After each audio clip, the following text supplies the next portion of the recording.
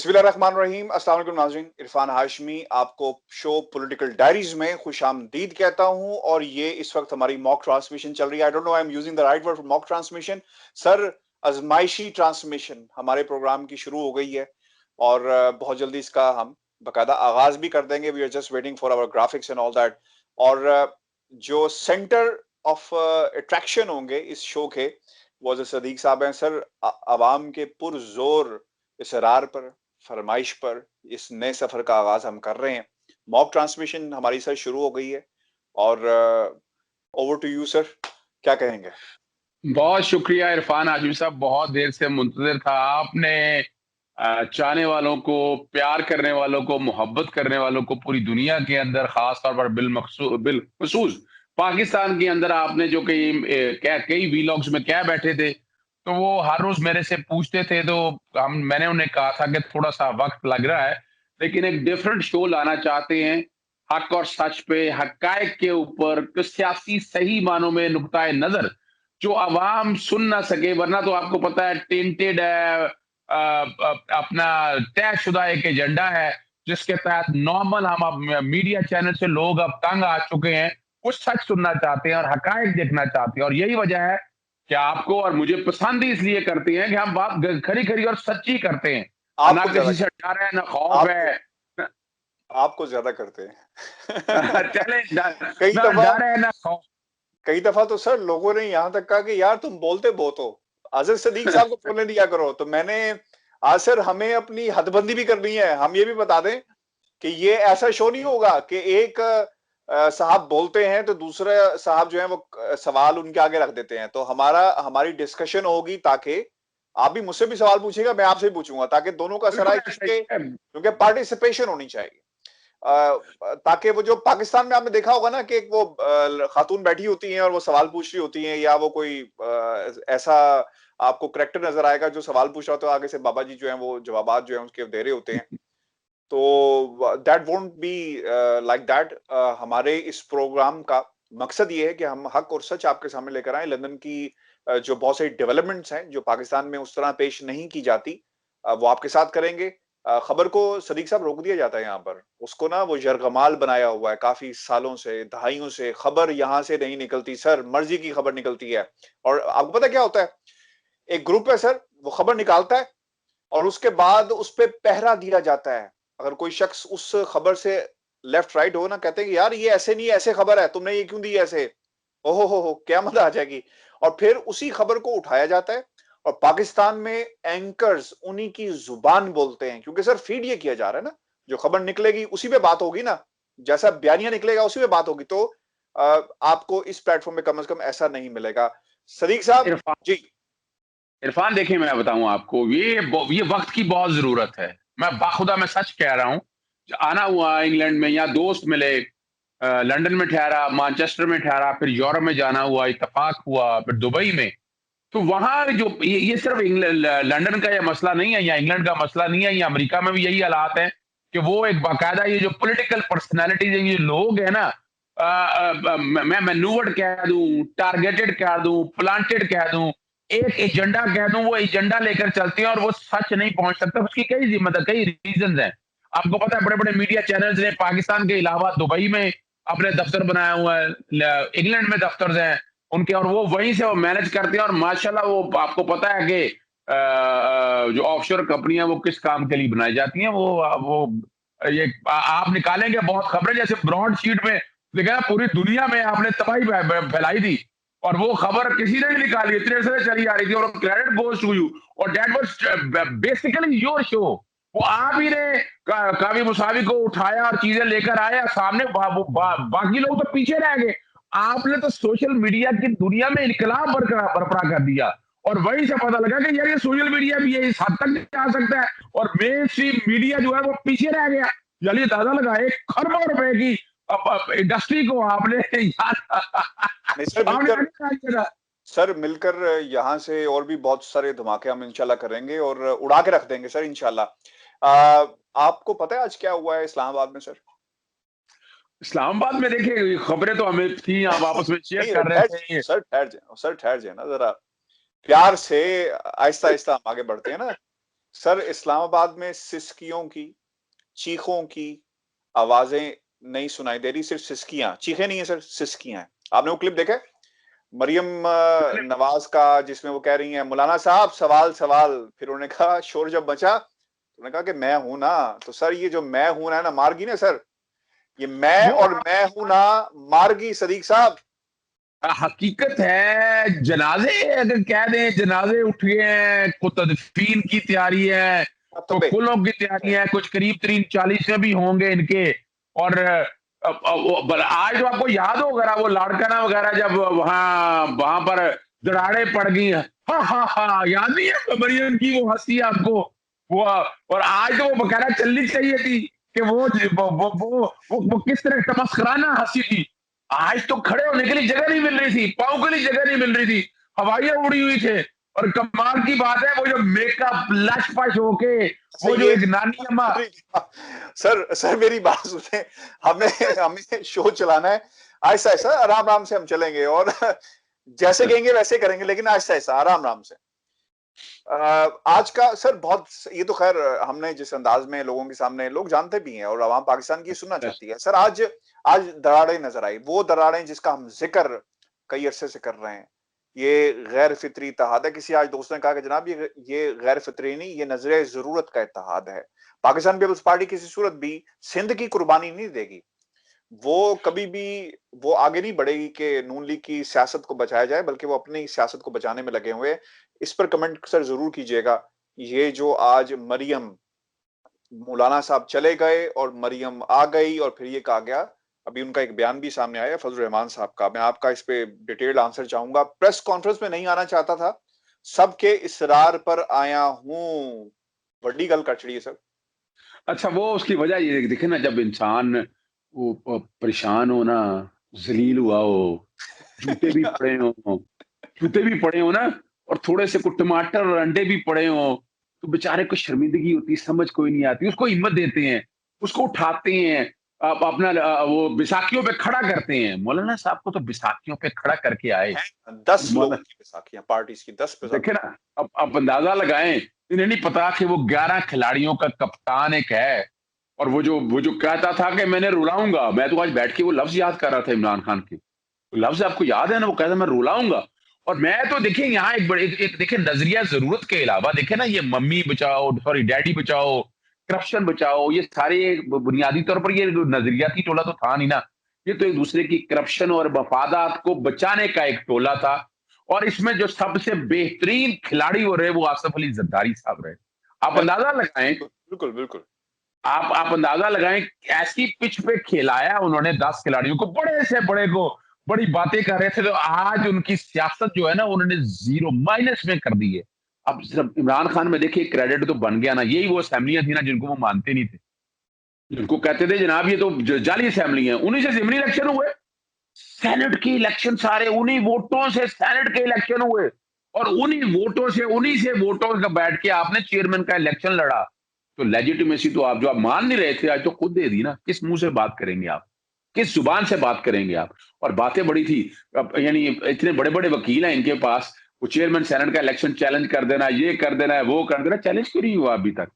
अब जरा ये भी सोचिएगा ना। और आपको याद है ना, वो तंजीम साजी, याद आया तंजीम साजी का कुछ नहीं? अपना तलाल चौधरी साहब ने वो बिलावल भुट्टो साहब को कहा था ना, वो तंजीम साजी का जवाब आज बाकायदा जरदारी साहब ने भी दिया। जरदारी साहब के अपने लफ्जों में तंजीम साजी के हवाले से उन्होंने उन्होंने उनकी उनके देखे ना, उन्हें समझ आ गया वो एक है सियासतदान। और मैं वैसी बात बताऊं आपको, जालिम सियासतदान जो होता है ना, अपने मकासद पूरा करने के लिए औलाद को भी दांव पे लगा देता है। आज एक बात से जेल में रख लीजिएगा, मरियम की सियासत वो कल कल पे अगर चले जाएं, किसी ने पूछा था ना कि अगर आप जेल में चली गई, नहीं नहीं नहीं नहीं नहीं नहीं नहीं नहीं नहीं नहीं नहीं कहा था ना। मियां साहब लंदन से आके करेंगे, लंदन से अपना ये लॉन्ग मार्च या सारी सियासत करेंगे। हमजा का नाम लिया था ना, हमजा का नाम लिया था ना सिर्फ इतना। तो वो असूली तौर पर तो चेहरे हो गए हैं बेनकाब। यहाँ इनको इस बैसाखियों पे खड़ा किया हुआ था उन लोगों ने, वो सो कॉल्ड बयानी। और हमारे यहाँ जी चंद 8 सहाफी हैं। और आपको पता है, शाहीन शहबाई साहब ने तो ब्रेकिंग शुरू कर दी है ना देने के लिए कि कहाँ कहाँ क्या कितने कितने पैसे और क्या क्या कुछ हो रहा है। यानी अगर तनख्वाहों से देखें और उनका रहन सहन अगर देखें, इफ्तिखार चौधरी साहब के दौर में ना कुछ चंद बड़े साफियों के बारे में दरखास्तें आई थी, अगर आपको याद हो। कुछ दरखास्तें इसी तरह नाम निकले थे पैसों के हवाले से, मलिक रियाज साहब के हवाले से नाम निकले थे, आप और हमने वो देखा था। अगर ये वाली क्लास ठीक हो जाए ना, तो ये जो इतना गंद पड़ा हुआ है ना, नहीं ये जो पड़ेगा। इतना धुंध जो है ना, अब ये खत्म करना है ना। अब तो हम अच्छा। जैसे लोगों की जरूरत है कि जो बैठ के वहां, जो बाहर बैठ के वो जो प्लांटेड चीजें चलती थी, वो जो सिरे महाल की खबरें एग्जैक्ट नहीं आती थी, वो एवन फील्ड की जो खबरें नहीं निकलती थी, ये देखे ना, ये क्या जायदादें आज की है, ये जायदादें पुरानी थी। कभी इसने इस कॉन्टेक्स्ट के मां सिवाय बीबीसी के एक प्रोग्राम के अलावा, आप तो जायदादों तक पहुंच गए थे, आप तो जस्टिस काजी फैसल तक पहुंच गए थे, ये बाकी साफी भी तो यहाँ थे ना, बाकी लोग भी तो मेन मीडिया स्ट्रीम था ना, कौन गया वहां तक, आप कोई नहीं लेके गया गए। और सर। और, और सर ये इंपॉर्टेंट है, ये देखिए, ये तो खैर डेफिनेटली इनके पे भी हम बात करेंगे। आज जब तक पाकिस्तान पीपल्स पार्टी वापस आकर जवाब नहीं देती, कोई क्या सराय नहीं कर सकती। आज वहां से पूछा गया ना उनसे कि नवाज शरीफ को वापस बुलाना, इनकी जिंदगी कातलों के हवाले करना है। पाकिस्तान के निजाम पर और पाकिस्तान की हुकूमत पर उन्होंने ऑब्वियसली ये सारा कुछ कहा है कि वो शायद कातलों के हवाले कर दी जाएगी। सर ये बड़ी बातें हैं, हम शायद हमारा मुआशरा वहां पर नहीं पहुंच सका। अगर ये बात यहाँ पर किसी ने ऐसे कही हो तो उसे 10,000 दफा या तो साबित करना होगा कि वाकई कातिल हैं यहाँ पर, या फिर उसे माफी मांगनी पड़ेगी। यही होता है ना। तो हमारा माशरा और हम लोग अभी बहुत दूर हैं, ये जो इखलाकियात की सियासत है इससे भी बहुत दूर हैं। अ, अ, नवाज शरीफ साहब जब तक ये जो इलेक्शन कमीशन, ये जो इनकी सेंट्रल एग्जीक्यूटिव कमेटी है, सदीक साहब, पीपल्स पार्टी ने कहा हम जाकर वहां पे बात करेंगे। सर सारे तो वहीं बैठे हुए थे, शहरी रहमान अच्छा, वहां पे थी, जरदारी मैं साहब, एक मेरी बात, सवाल सुनिए सर, देख लें, जरदारी साहब वहां थे, बिलावल वहां पे थे, दो प्राइम मिनिस्टर वहां पे थे। अब ये आसिफा से पूछना है, बख्तार किससे पूछना है, जाके अदी से पूछना है कि सेंट्रल एग्जीक्यूटिव कमेटी में जाएंगे। सारे तो सर वहां पे बैठे हुए थे। तो ये लॉलीपॉप दे ये दिया है पाकिस्तान पीपल्स पार्टी ने। होना होना कुछ नहीं है, सिर्फ ऐलान होना बाकी है कि हम उधर तुम इधर। ये मैं बता दूं आपको ना, ये पूछना था चौबदार से, वो बिलावल हाउस का जो चपरासी नहीं है ना, उससे पूछ के उन्होंने आना था। यानी बच्चे, यानी ये बात करें चंदा चकोरी मांगने को जाए चांद, बच्चे तो हम है नहीं।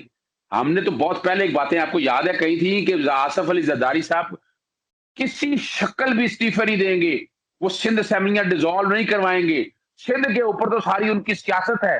आज अगर वो इस्तीफे दे दें, सिंध निज धड़म से गिर जाएगा और दोबारा बड़ा मुश्किल हो जाएगा उनके लिए। देखिए पहले तो होता था कि इन्होंने आपस में ना चार्टर ऑफ डेमोक्रेसी के जरिए, मिसाक जमहूरियत के जरिए तय किया हुआ था ना कि केयर टेक सेटअप इनकी अपनी मर्जी का आना है, अपोजिशन और जाने वाले से आपस में तय करके लाते थे और उन्हीं से हुकूमतें करते थे फिर। और ये अभी तक हुकूमतें चली आ रही थी ना।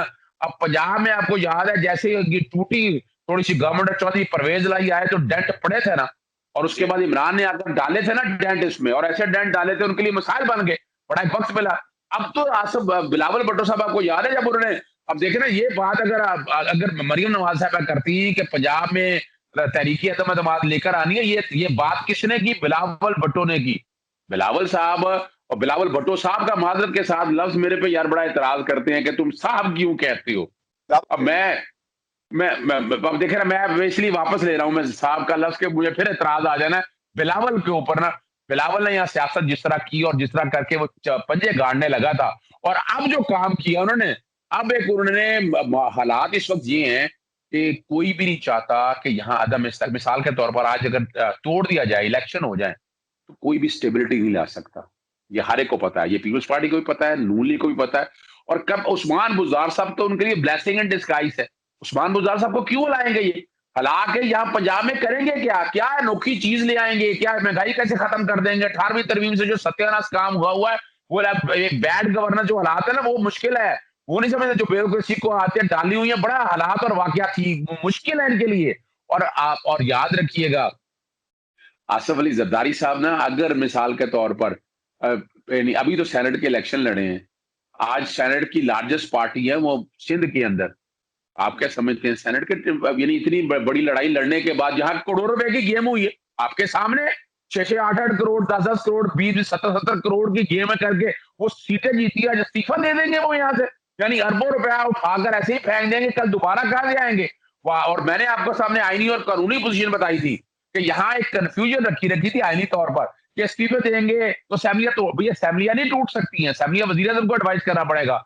आप जितने मर्जी इस्तीफे दे दें, री इलेक्शन होने, आईन कह रहा है, आईन पाकिस्तान कहता है और रेलेवेंट प्रोविजन मौजूद है, वो किसी प्रोग्राम में बैठ गए अभी जो कि हम करेंगे। सवाल सर एक और भी है।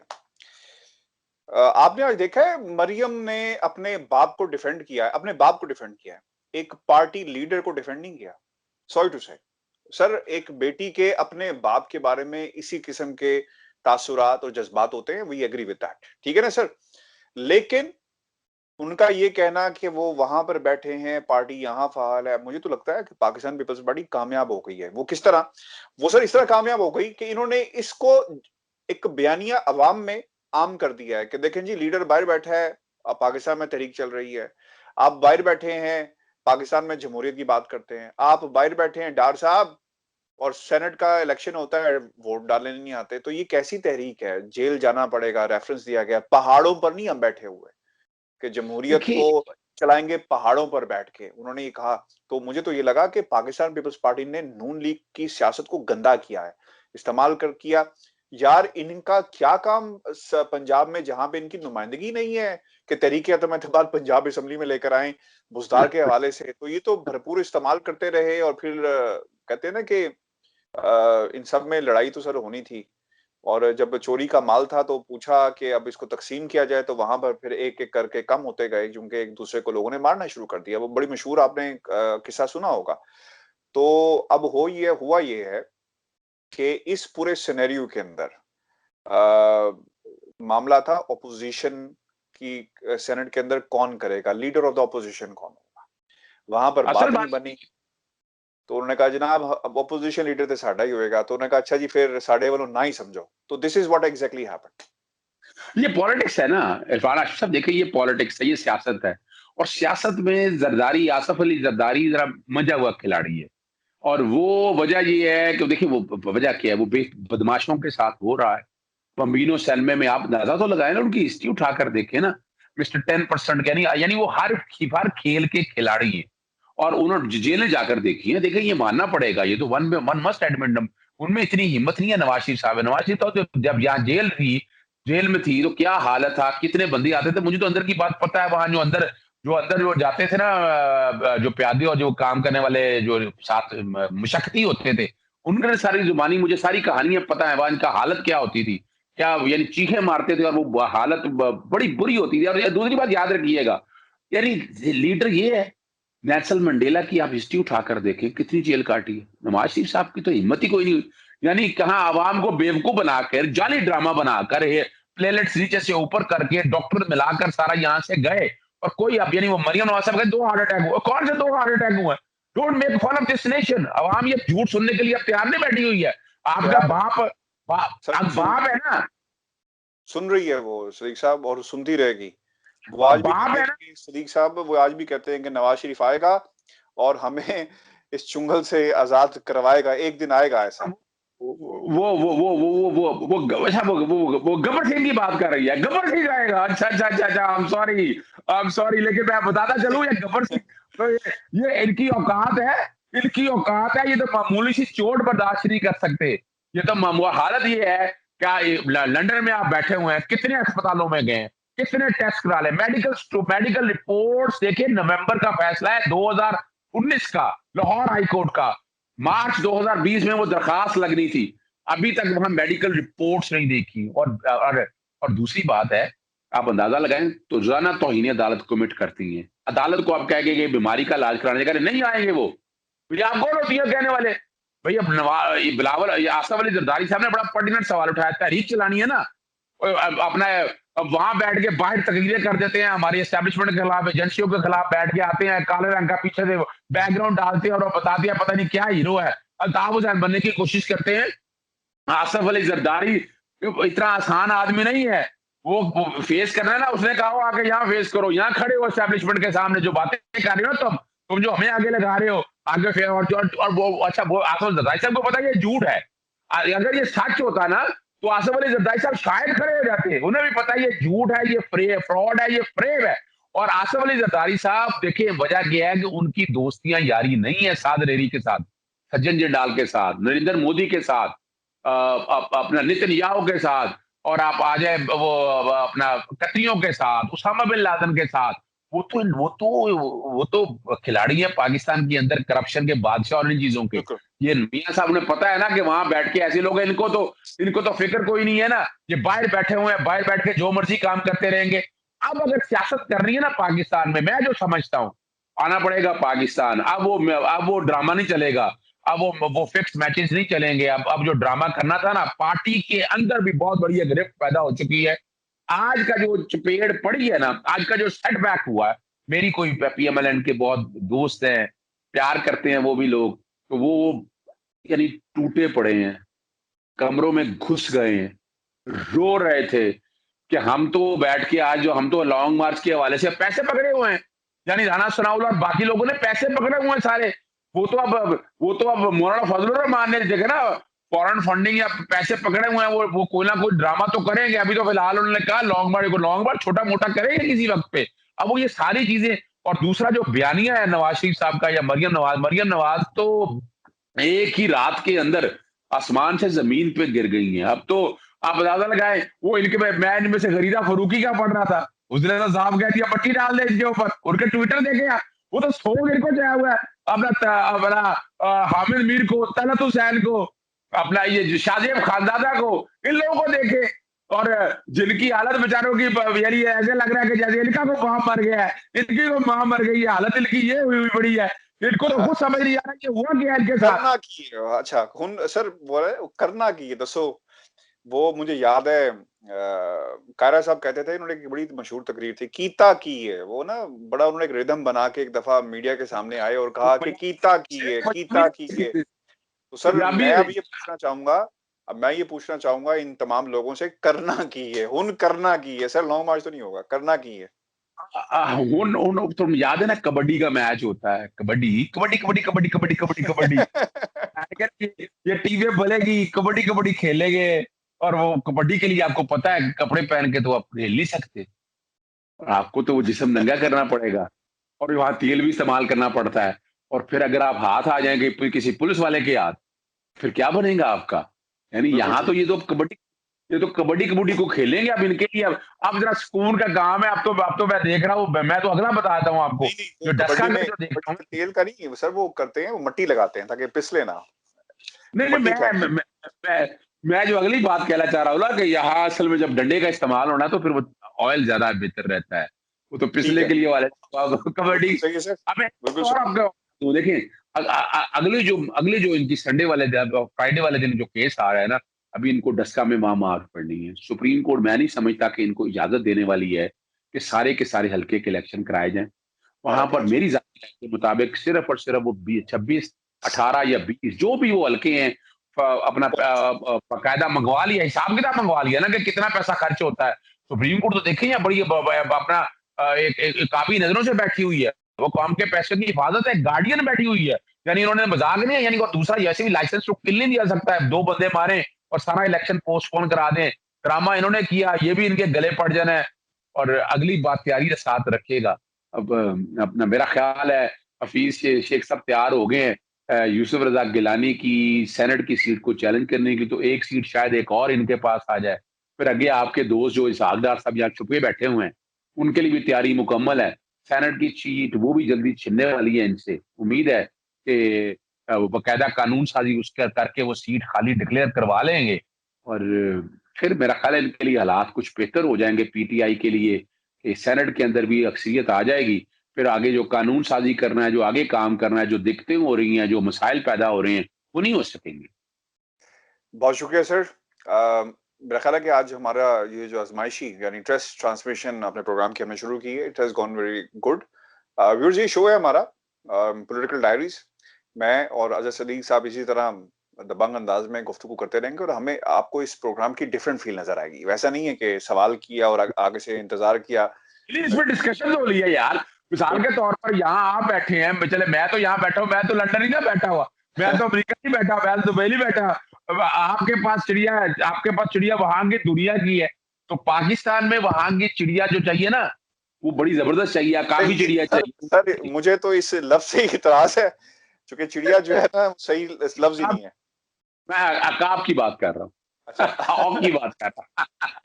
चलिए, हमारा उकाब जो है वो सर खबरें लेकर आएगा और आप तक पहुंचाता रहेगा। वीर जी, आज का शो है हमारा आजमाइशी ट्रांसफॉर्मेशन है, पॉलिटिकल डायरीज। इसका बकायदा हम आगाज कुछ दिनों में कर देंगे। We are just waiting for set हमारा हो रहा है, ग्राफिक्स बन रहे हैं, डिजाइन हो रहे हैं और कुछ ऑडियो एंड वीडियो। ऑब्वियसली किसी ने कमेंट किया था कि जनाब ये आप लगा के बैठ जाते हैं, because we are on Skype right now और इस पे ये रिकॉर्डिंग हो रही है।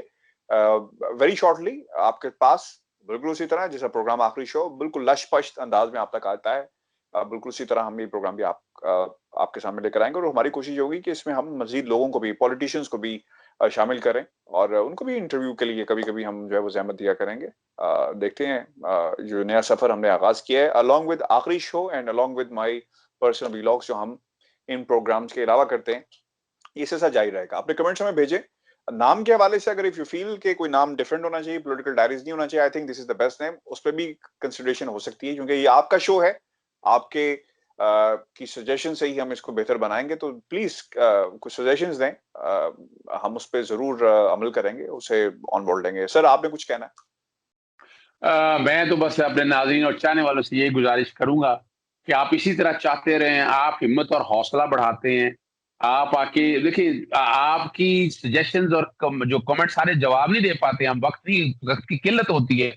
लेकिन हमारी ख्वाहिश और आपके अंदर जो दिल और जज्बा धड़क रहा होता है ना, बाखुदा कई दफा आंखों में आंसू भी आ जाते हैं कि आपका जज्बा इतना ज्यादा होता है कि वो आपके लफ्ज बोल रहे होते हैं, मोतियों की तरह परोए हुए लफ्ज होते हैं। कई मजाक में कहते हैं, कभी प्यार में कहते हैं, इतना कुछ मौजूद होता है। और ये हम कोशिश करेंगे कि इन सारी चीजों पे आपके एतमाद पे, पूरा पाकिस्तानी कौम के एतमाद पे जहां बैठे हुए हैं आप, हम एक स्टेट्समैन के तौर पर आएंगे। हम किसी सियासी जमात से हमारा ताल्लुक नहीं, किसी ग्रोह से हमारा ताल्लुक नहीं है। हम एक स्टेट्समैन पाकिस्तान के लिए, हमारे लिए पाकिस्तान अहम है। हम पाकिस्तान से और इसी के लिए जान देने के लिए बैठे। और याद रखिएगा, पाकिस्तान की तरफ कोई आंख भी उठाकर देखे, आंखें निकाल देंगे, इंशाल्लाह उंगलियां सर। काट देंगे। बिल्कुल बिल्कुल व्यूअर्स, ये शो है। अपने कमेंट्स भेजिएगा। मुझे इजाजत दीजिए अलॉन्ग विद अजहर सदीक साहब। अपना ख्याल रखिएगा। अल्लाह ने के बाद।